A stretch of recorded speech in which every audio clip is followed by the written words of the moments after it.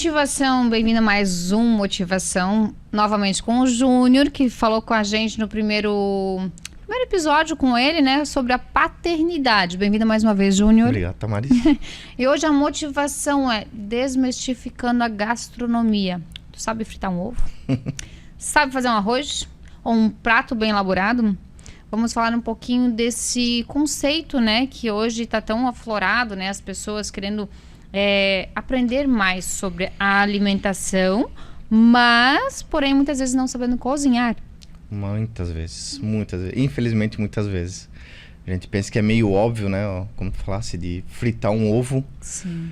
Mas tem muita gente que não sabe. Não. Ou quando sabe, diz que sabe, tem uma técnica que talvez não seja a técnica mais correta, mais indicada.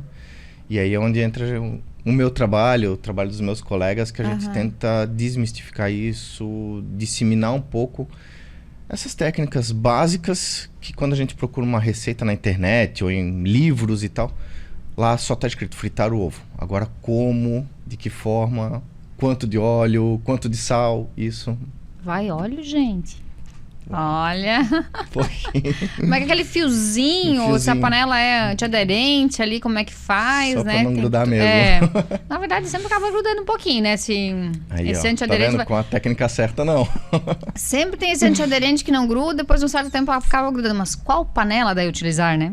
Também. E tem como tudo isso. lavar essa panela para que ela não grude ao longo do tempo? A gente tem uma série de regrinhas entre aspas, assim, de bons costumes na cozinha que vai manter com que o nosso aparato culinário dure mais tempo, seja mais bem preservado, fique limpo, fique mais bem esterilizado. A gente tem aí uma série de coisinhas que a gente pode ir fazendo para melhorar isso, né?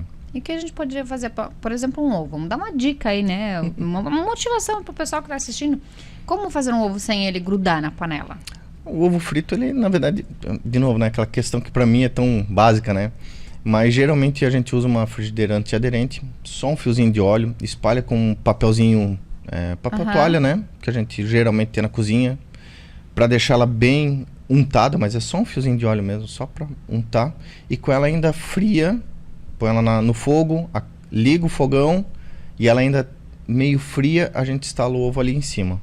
E deixa ele fritar devagarzinho. Não bota com ela a panela quente. Não, porque daí com a panela quente ele já vai dar uma grudadinha e já vai dar aquela queimadinha na borda. Pra quem gosta, tudo bem. Mas pra quem quer um ovo bem branquinho, eu adoro com a gema mole, né? Então é aquela coisa de deixar ele com a panela ainda, ou a frigideira, fria, né? Um pouquinho mais fria, põe lá, instala um pouquinho sal.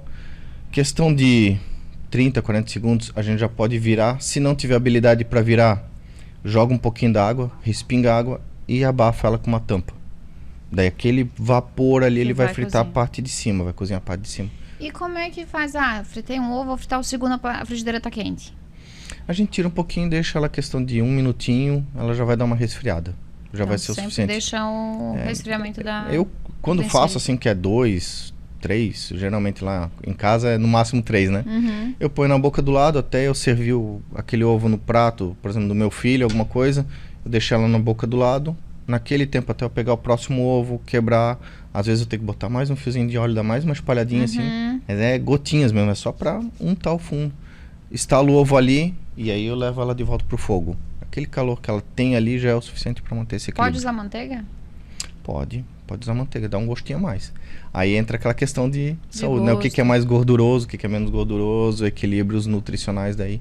Hoje eu uso azeite de oliva, né? Que eu acho que ele é um pouquinho mais saudável do que a manteiga, mas a manteiga dá um gostinho mais interessante, mais especial. Né, gente? O que falar já que estamos falando desse negócio, o que falar da margarina? Que não é a margarina, né? É outro nome que se fala, né? É que daí aí eu prefiro não entrar muito, porque daí a gente já entra numa conversa meio nutricional mesmo, nutricionista, eu não vou ter todos os dados, prefiro não adentrar, mas assim, hoje pra mim, na minha gastronomia, seja nas minhas aulas, seja nos meus eventos, nos workshops que eu faço, nos atendimentos que eu faço a consultoras do lar, eu não uso margarina, pessoalmente eu abomino. Não uso pra nada, nem na linha de doces, nem gastronomia salgada, porque eu acho que ela não agrega muita coisa na nossa comida. Ela não vai agregar sabor, não vai agregar... Eu não uso. Eu consigo muito bem usar a manteiga no lugar dela. consigo usar azeite, eventualmente um óleo de cozinha, um óleo de melhor qualidade. Consigo usar sempre, mas a manteiga eu descarto. A banha é tudo de bom. É tudo de bom. É a melhor de todas, né? É. Só não dá pra comer um pão com banha, né? Não, mas pra fritar alguma coisa, pra refogar uma carne, a banha suína é a que mais vai dar gosto. No momento é considerada uma das mais saudáveis, mas a gente sabe que esses conceitos de o que é mais saudável, o que é menos saudável, de pessoa pra pessoa, né? Não, e a cada 3, 4 anos muda, né? Às vezes o ovo é vilão, às vezes ele é benéfico, às vezes é isso. Então vai mudando. Mas hoje, assim, considerada uma das melhores gorduras é a banha. A gente sempre tem banha lá em casa. Desde pequena, assim, eu fui criada com banha, né? Não comia pão com banha, né? Mas os antigos ali comiam da família, vamos supor. Comia. Que banha com açúcar. Porque tem seu sabor, né? Igual tu faz tu mistura o ovo com açúcar e vira uma gemada. Sim. Então são gostos e... Não, e pra fazer carne refogada, carne panela, tu vai dar uma selada, que é onde mais entra o meu intuito de dar aulas, né? É ensinar esses macetezinhos que nas receitas não tá escrito, né? Sim. Que mesmo que eu vá fazer, por exemplo, uma carne ensopada... Bem didático, né? Bem didático, de forma mais didática possível, e eu gosto de mostrar na prática, por isso que eu uso as aulas para ensinar isso, né?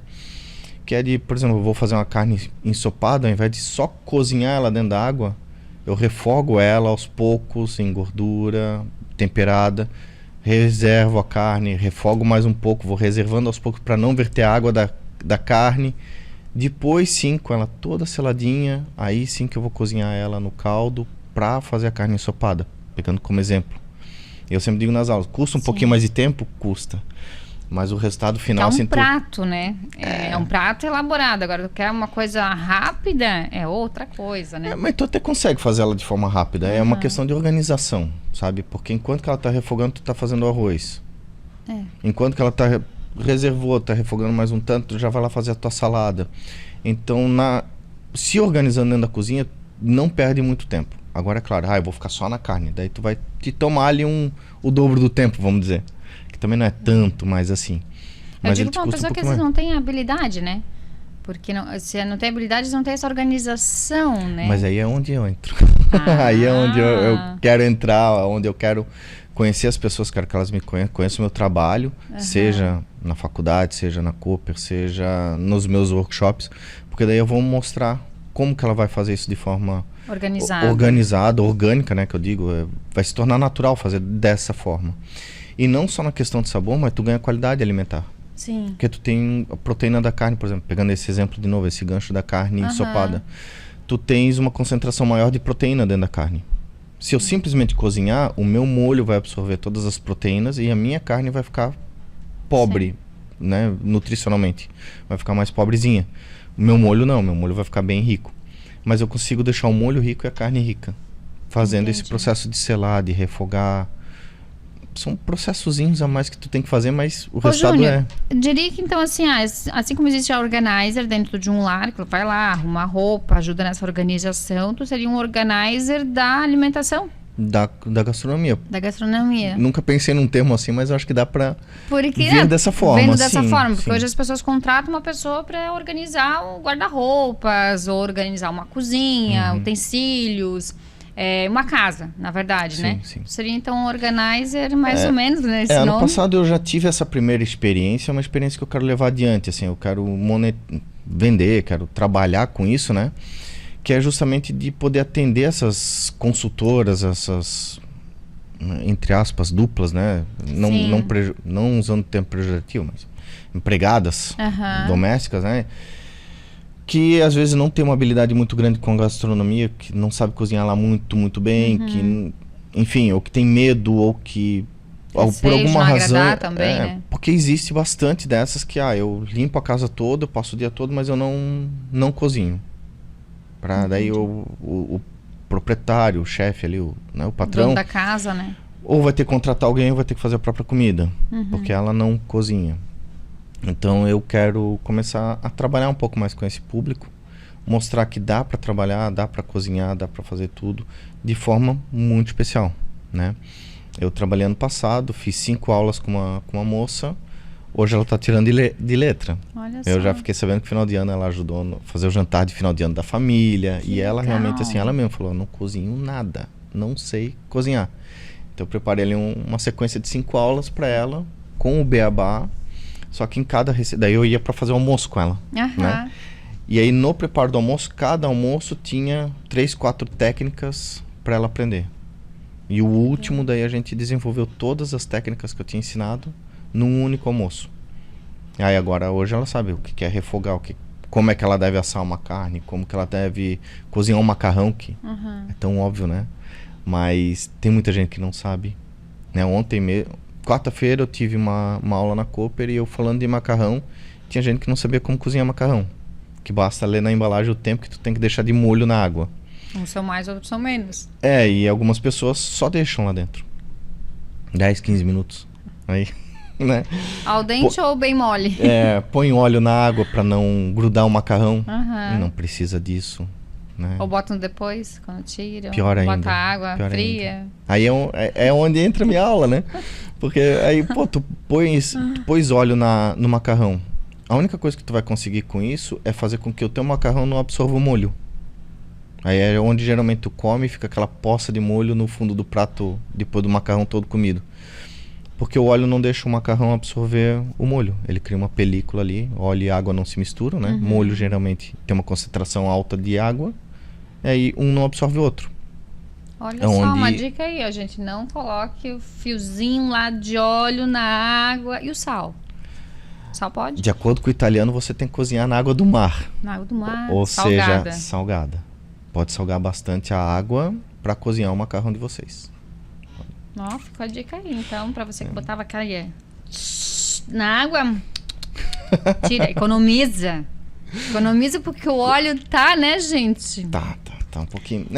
O azeite, assim, a gente até usa às vezes para finalizar o prato, né? Pegou o macarrão, botou um molho de tomate por cima, final, e aí finaliza ali, né? Não tem problema. Agora, misturar o macarrão no óleo para depois pôr o molho, bobagem, não precisa. Na verdade, só não vai deixar a tua comida um pouco menos interessante. Macetezinhos, tá vendo, gente? Muita coisa por trás aí desmistificando, justamente, Exatamente. Né? E é essas as dicas que eu gosto de ensinar, né? Que me motivam a ter entrado nesse meio, né?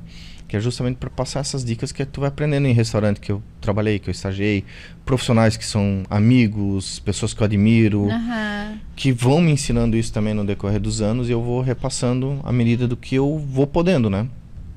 E essas dicas não estão escritas em livros de gastronomia, não estão escritas em apostilas, receitas. Não estão didáticas, tá lá. Não, isso não se fala. A quantidade, faz. O modo de preparo tá muito misture, tal. Misture, cozinhe, deixe assim, basicão. Tempo Agora, por que cozinhar desse jeito? Por que daquele e tal? Aí é onde eu gosto de trabalhar mesmo com os meus alunos, com as pessoas que vêm nas minhas aulas, que é justamente para eles entenderem essas dicas, esses macetes.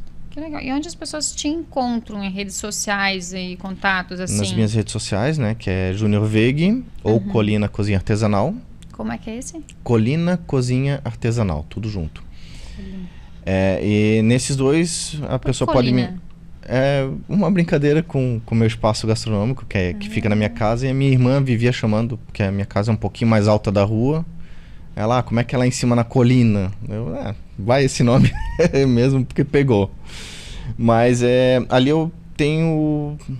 Ali são meus contatos para fazer workshops, personal chef, eu trabalho, coisas assim. E nas aulas, as pessoas podem me encontrar tanto dando aula na Cooper, que lá tem o programa do Cooper Pratique, né? Que é um programa fantástico que oferece oficinas e workshops em algumas áreas, né? Saúde e beleza, artesanato e gastronomia, né? Dentro do núcleo gastronômico, eles vão ter questão de bebidas, drinks, vinhos, vai ter culinária doce, bolos, tortas, e a culinária saudável com 2 nutricionistas amigos meus, e a culinária salgada, que é onde eu entro, né?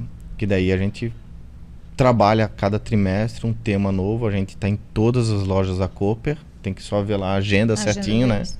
Mas a gente está em todas as lojas. Mas para quem não é de Blumenau, vai te encontrar onde? Só na rede social? Rede social daí. Aí, quem não é de Blumenau, se tiver Cooper, Jaraguá, Indaial, também tem acesso.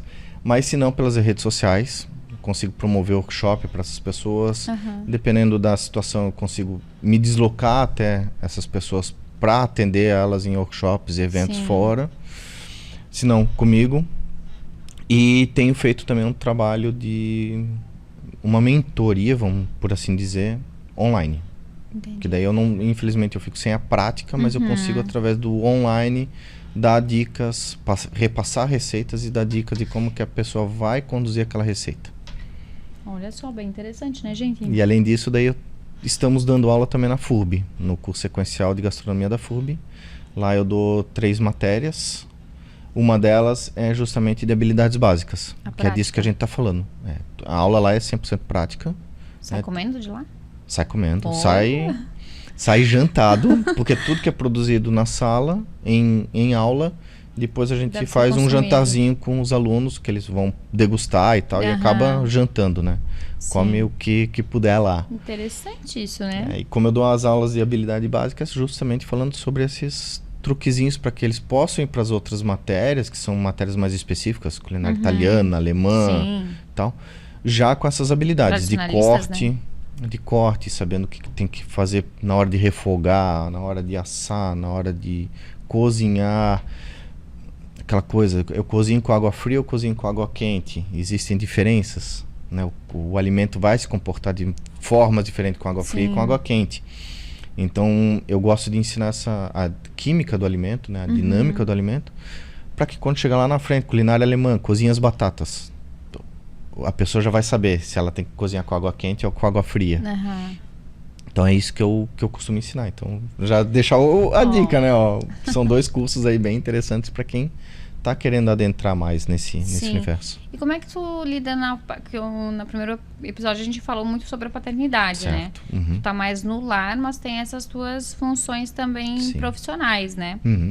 Como é que fica a conciliação? Então, foi tudo muito estudado, né? A gente até abordou um pouquinho lá no primeiro episódio. Hoje eu fico de manhã com meu filho. Ponto. É muito difícil conseguir me tirar desse momento com ele. De tarde ele vai para a escola. Então de tarde eu começo as minhas atividades e geralmente quando eu tenho as aulas, normalmente, assim, acho que 90% dos meus eventos gastronômicos são noturnos. Né? Então... Que é onde as pessoas que trabalham, fazem outras coisas, os meus cursos ou são de tarde ou são à noite. Os workshops, geralmente à noite. Então, daí de noite, minha esposa vai buscar ele na escola, ela fica com ele e eu fico até a hora que for fora de casa, 10, 11 horas da noite, para fazer esse trabalho. Então, a gente consegue ter essa conciliação, né? Focado na paternidade, eu sempre explico muito bem para ele por que ele vai chegar em casa e eu não vou estar em casa, para ele não ter uma frustração de esperar que eu estivesse lá. Então ele já sabe que ele vai chegar em casa, não vou estar presente, ele sabe por quê, ele sabe onde é que eu vou estar, o que eu vou estar fazendo. Tá, porque de manhã também a mãe não tá, né? Por que ela não tá ali? Aí, como é rotineiro, né? Ela vai todo dia trabalhar, ele já sabe. Embora ele acorda sempre procurando ela, né? Daí ele tem aqueles momentinhos de frustração. Porque a mamãe já foi. Tá e durante a semana não, né? A mamãe já foi e não me deu tchau, não me fez o café, né? Tem isso. Mas daí eu tô sempre lá e tal. Mas a conciliação é essa. Final de semana, à noite, conversado com ele para que ele não sinta a ausência, ele entende, né? Ele, desde pequeno ele deve dormir cedo, né? Daí acorda, tá contigo, vai dormir às vezes tu não tá, né? A gente tenta, né? O nosso horário lá é às 8h30 com ele, mas é 9, 9h30 que até ele deitar, tem a funçãozinha dele ali também, né? Mas é tudo muito bem conversado com ele. A gente tenta sempre expor tudo que vai acontecer em casa. Quando tem um evento que é lá no meu espaço, que é em casa, a gente conversa, vai vir gente aqui essa noite, são clientes, tal, explica. Quando ele saca que é um cliente assim que é amigo, que é conhecido, aí ele quer vir lá, sempre dar um oi, ele sempre quer ir lá fazer uma graça. Quando a gente fala, não, são clientes que a gente não conhece, a gente não sabe, né? São clientes que realmente às vezes a gente tá vendo a primeira vez. E aí ele naturalmente ele fica na dele, fica no quartinho dele, se comporta bonitinho, assim, nunca tivemos nenhum... Que bacana, porque às vezes é complicado, né? Uhum. Não, ele entende. A criança é criança, né? Mas daí entra aquela coisa, né, focada de novo na paternidade ali, que a gente, desde pequeno, a gente sempre conversou com ele. Né? Eu acho que hoje os pais, eles têm essa dificuldade. Ah, meu filho é muito isso, muito aquilo. E eu, às vezes, me questiono. Eu não quero me meter na vida de ninguém, né? Sim. Mas às vezes eu me questiono assim, pô, mas será que essa pessoa conversa com o filho? Trata o filho com uma maturidade ali de pelo menos explicar o que vai acontecer? Conversação, né? O nosso filho nunca teve problema de ir no mercado e fazer birra por alguma coisa. Porque a gente sempre fala, ó, a gente vai no mercado, a gente vai comprar só isso. Não tem espaço para outra coisa. Às vezes a gente vai, tu pode escolher uma coisa, 2 coisas. Ele sabe que é 1 ou 2. Nunca tivemos problema de birra, de nada, porque a gente sempre conversa com ele. Antes de sair de casa a gente conversa.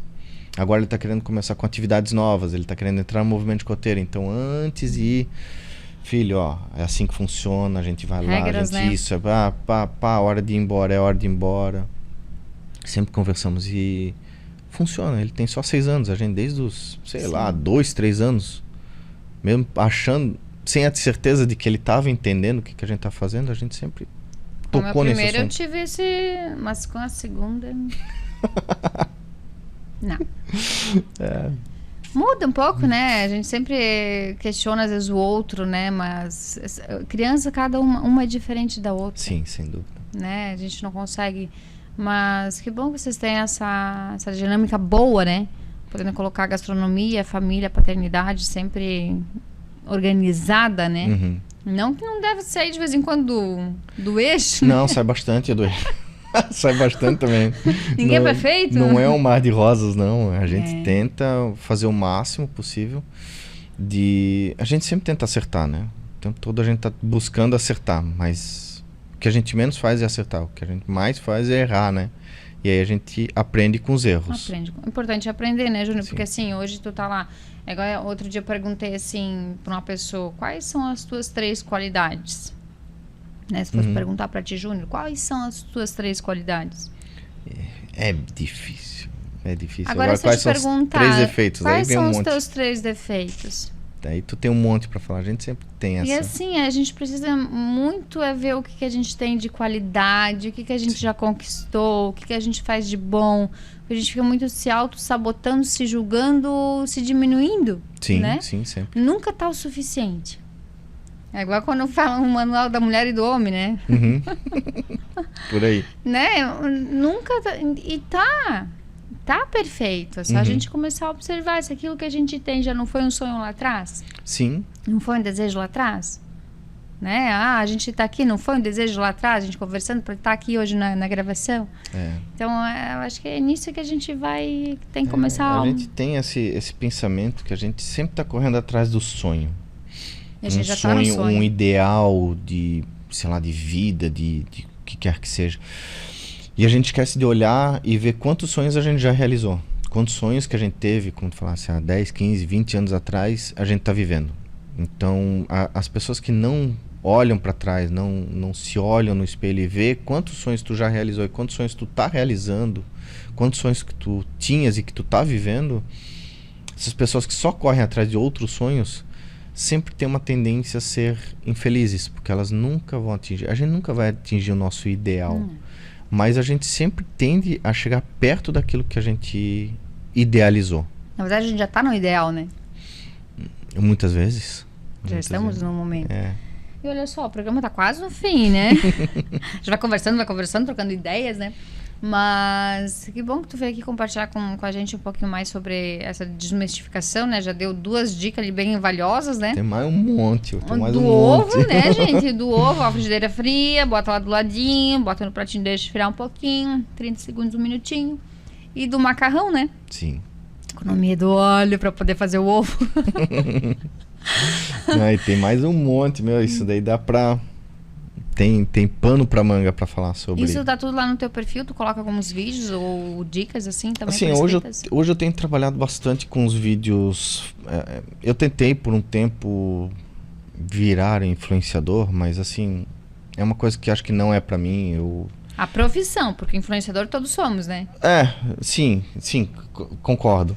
Mas essa coisa de ser influenciador digital, então, assim, essa coisa da influência... Criador de conteúdo, no criador caso. de conteúdo, assim, eu tenho uma grande dificuldade com isso, assim.